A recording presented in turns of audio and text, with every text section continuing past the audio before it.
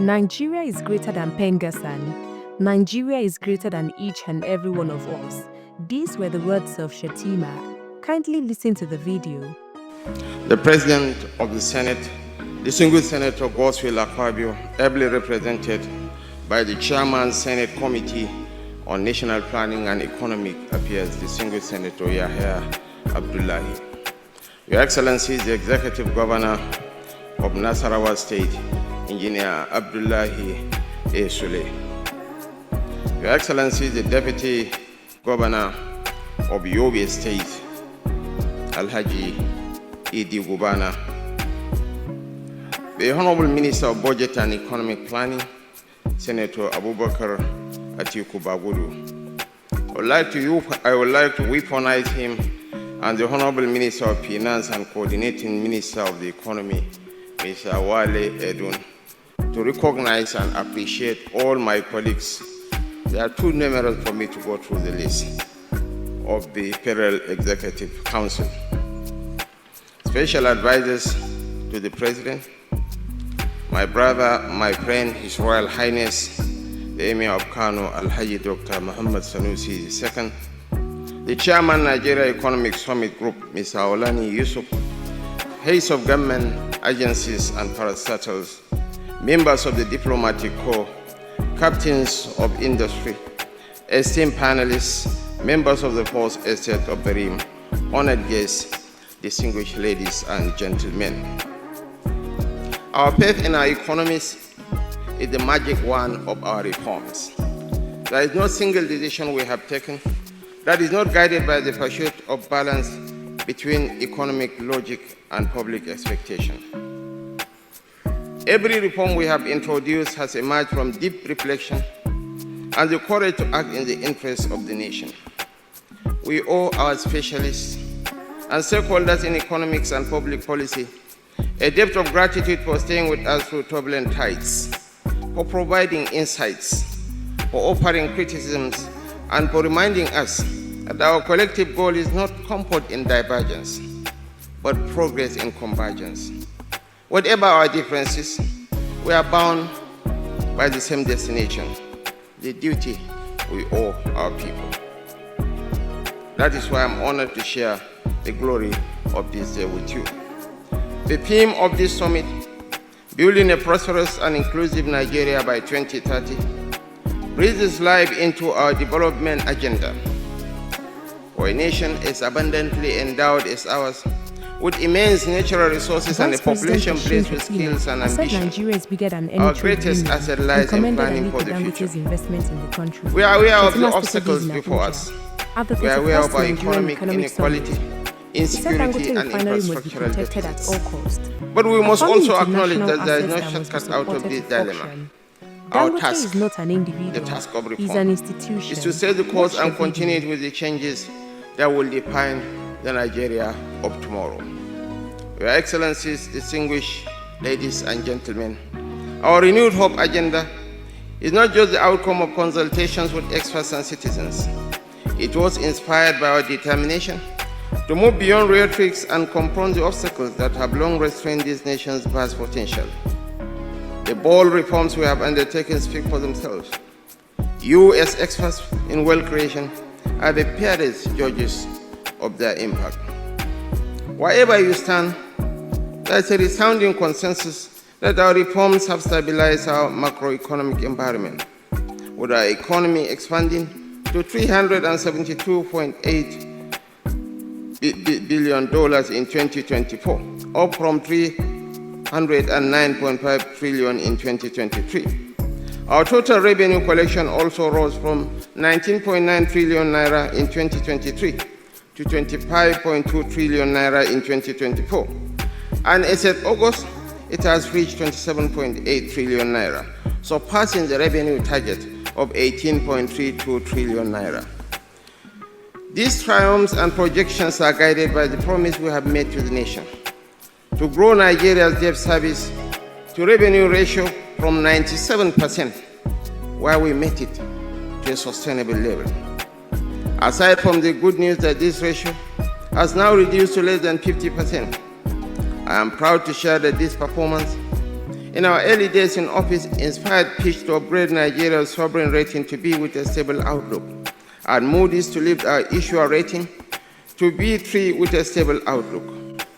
Both praise our improved economic foresight and clearer policy direction as their barometers. Your Excellencies, distinguished ladies and gentlemen, the reforms championed by the present administration have begun to yield tangible results across sectors and beyond the GDP growth of 4.23% recorded in September 2025. A number which surpasses projections from multilateral agencies and local think tanks. Non-oil revenues increased by 411% year-on-year in the same month, while the tax to GDP ratio now nudges towards 13.5%, up from barely 7% a few years ago. Our debt to GDP ratio now stands at 38.8%, far below the limit set by the Fiscal Responsibility Act of 60%, and those of ECOWAS and World Bank at 70%. These numbers tell the story of a nation prepared for the present.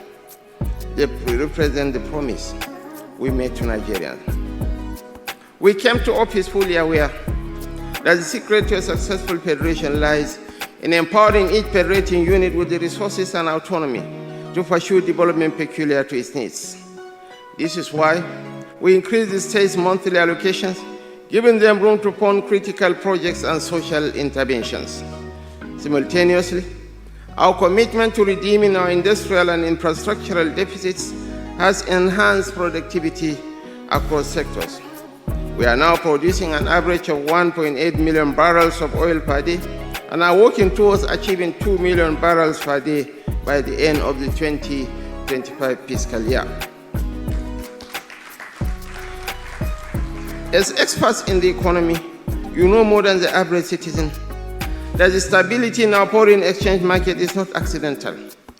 It reflects deliberate choices guided by the same economic logic and wisdom that gatherings such as these embody. Along with subsidy removal, these decisions have rescued our public finances, stabilized the economy, and reassured investors at home and abroad. We owe this progress to the sacrifices of Nigerians, whose patience and understanding have been the bedrock of our endurance. To them, I say, the better days we promise are already within sight.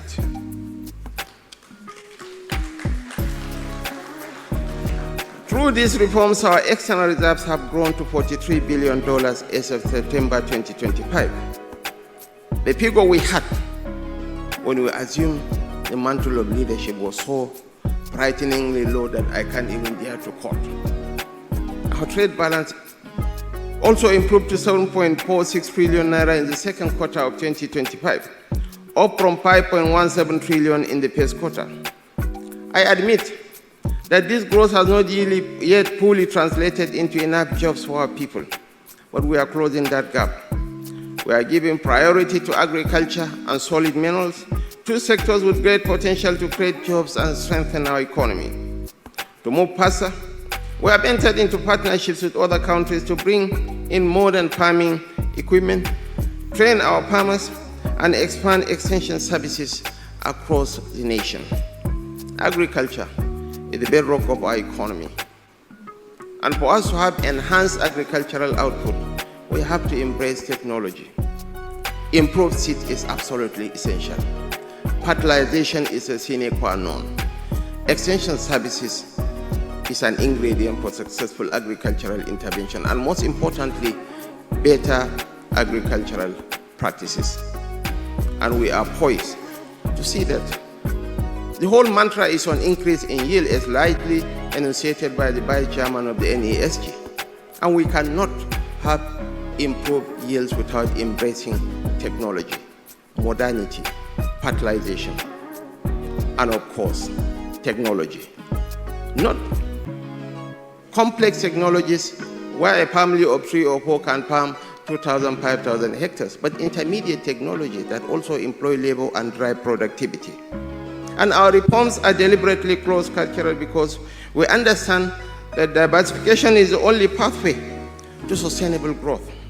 The contribution of the Ministry of Solid Minerals Development to the Federation account has improved remarkably with the sector, generating 12.58 billion in 2024 through mineral title applications and related fees.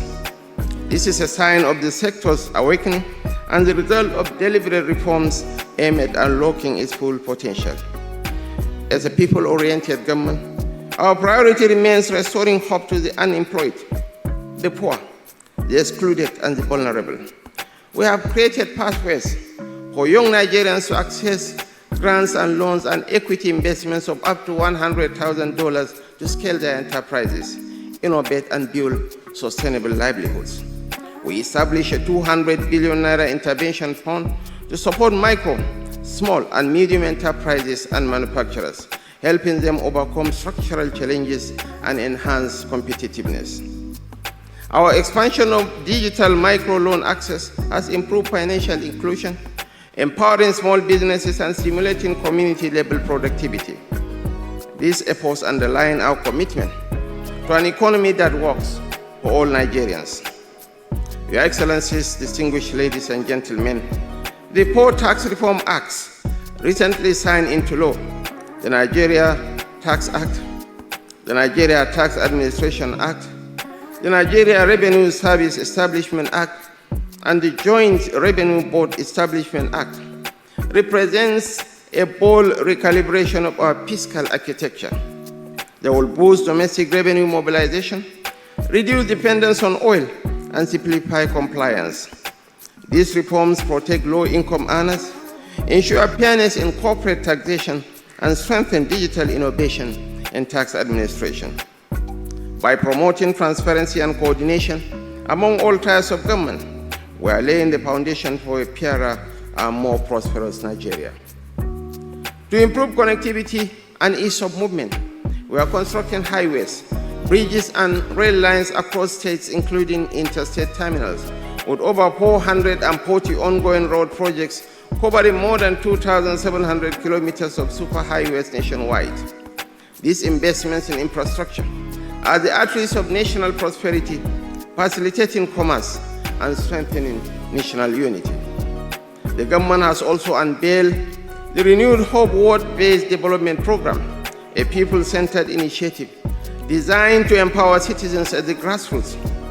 By targeting all 8,809 wards across the 774 local government areas, the program seeks to map local economic activities, human capital, infrastructure, and resource endowment, ensuring no community is left behind.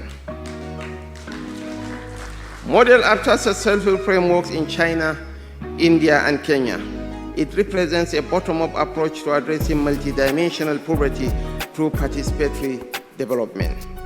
Community leaders, residents, and ward representatives will identify local priorities that feed into local government state plans to ensure alignment and sustainability.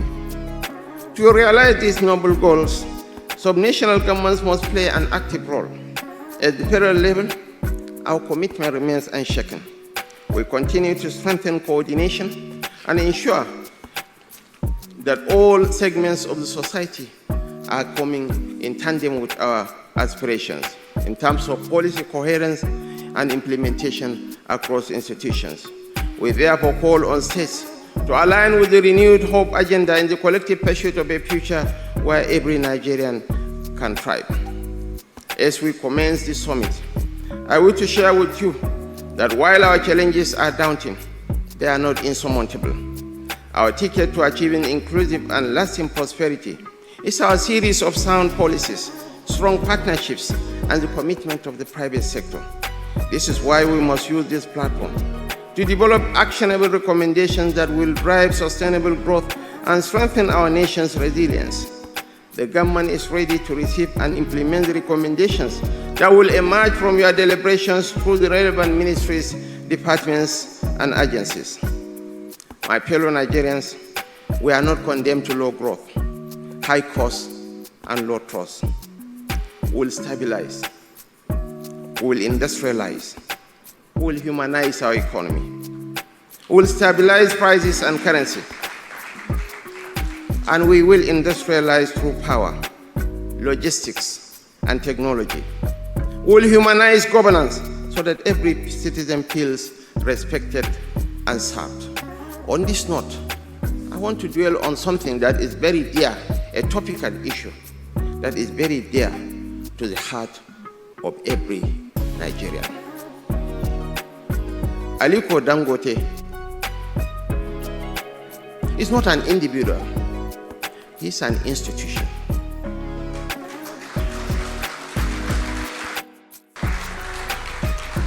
And he's the leading light in Nigeria's economic firmament. And how we treat this gentleman will determine how outsiders will judge us.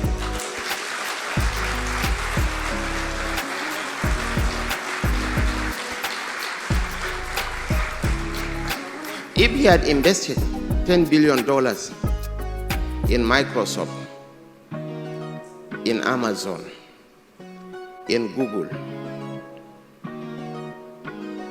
probably he might be worth $70 to $80 billion by now. But he opted to invest in his country, and we owe it to future generations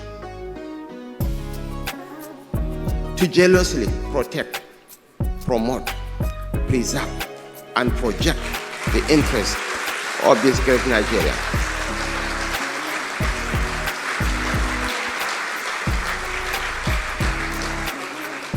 I wish to call for caution, retrospection, and a deeper sense of patriotism from both the labor and the organized private sector in defining and improving the relationship between labor and industry in the interest of maintaining our steadily improving economic fortunes.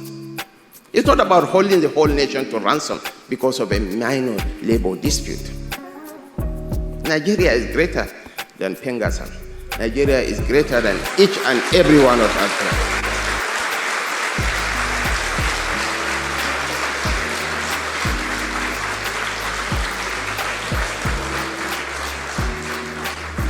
I am not coming to you as a partisan. I am coming to you as a patriot in search of solutions to our national challenges. I wish to re-emphasize that in the interest of improving the fortunes, the government is hereby tasking the Nigerian Economic Summit Group in taking more than a passing interest in the matter. The government will expect far-reaching recommendations from the NESG in addressing this issue, even as the government is also taking steps to protect big industry and ensuring industrial harmony for the good of the nation. This is a refinery, Your Excellencies, Your Royal Highnesses, distinguished ladies and gentlemen, that was financed through a combination of equity investment, through debt finance, and loans from local and foreign banks. The refinery has to function to service the debt. And we cannot hold the whole nation to ransom for some issues that we can amicably settle across the table. Your Excellencies, ladies and gentlemen, this is off-the-cuff remarks, but I believe it reflects the true position of President Bola Ahmed Tinubu. It reflects the true position of the Nigerian people. On this note, we look forward to the fruitful deliberations of this important gathering, a gathering that has assembled the creme de la creme of the Nigerian business ecosystem. It's my singular honor and privilege on behalf of President Bola Ahmed Tinubu GCFR to declare the 31st Nigerian Economic Summit open. Thank you, and God bless the Federal Republic of Nigeria. Thanks for watching. Comment, like, share, and subscribe.